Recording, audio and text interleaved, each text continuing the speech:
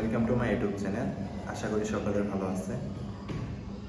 আজকে আমি আপনাদের মাঝে আমার লাইফে একটি এক্সপেরিমেন্টস আমি শেয়ার করব।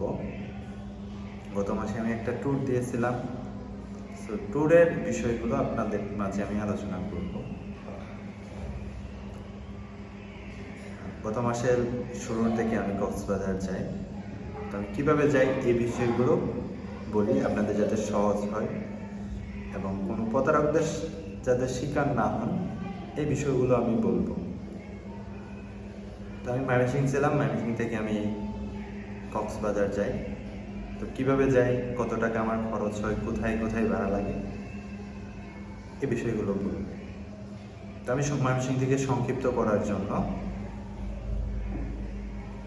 ময়মনসিংহ থেকে আমি এয়ারপোর্ট পর্যন্ত বাসে আসি।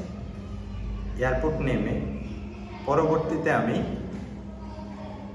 ট্রেনে জার্নি করি।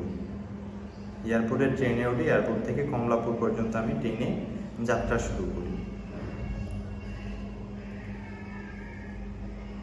কমলাপুর নেমে সেখান থেকে আমি একটা রিক্সা করে যাত্রাবাড়ি পর্যন্ত যাই এবং যাত্রাবাড়ি সেখানে অপেক্ষা করি বাসের জন্য। এবং যাত্রাবাড়ি আমি এসি বাসের টিকিট কাটি। আমার কাছ থেকে 1000 টাকা নিয়েছিল। বর্তমান হয়তো বা অনেক জায়গায় বেশি বা কম নেয়, বাট আমি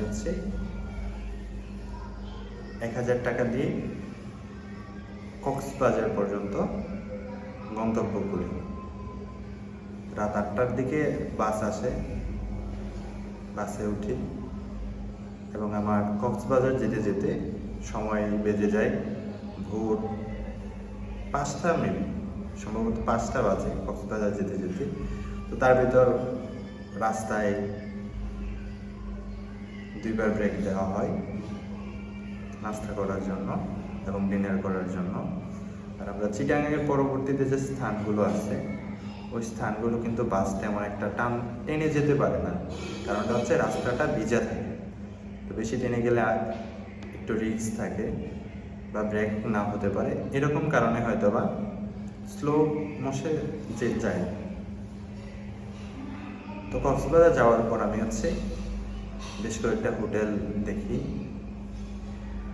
ওখানে অনেক দালাল আছে। আপনি যদি রিক্সাওয়ালাকে বলেন তো রিক্সাওয়ালারে তাদের কমিশন আছে,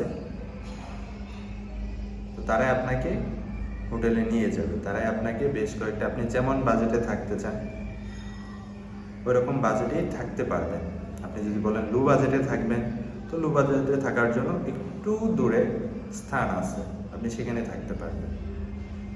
তো আমাদের ভিডিওটা অনেক বড় হয়ে যাচ্ছে, আমরা দ্বিতীয় পর্বে বিস্তারিত আলোচনা করব।